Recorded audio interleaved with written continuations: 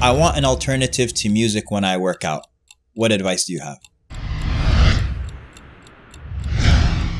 Alhamdulillah, wassalatu wassalamu ala rasulillah. As far as alternatives when working out, there's a lot that you can listen to. One thing is audiobooks, and it's a great time. You're talking about, generally, most people work out for about an hour, give or take, maybe even more on the way to the gym, on the way back.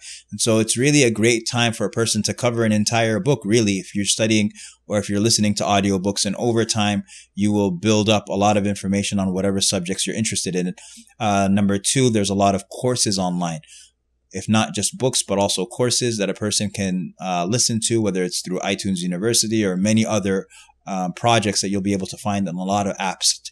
Then there's also podcasts, and podcasts are very popular. And so that's another thing that a person can engage or listen to.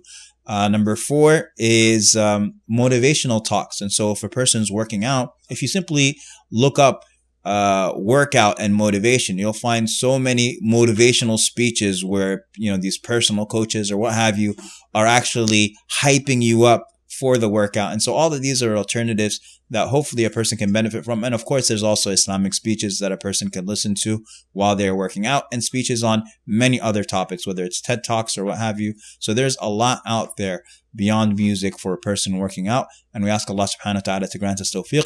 Assalamu alaikum wa rahmatullah.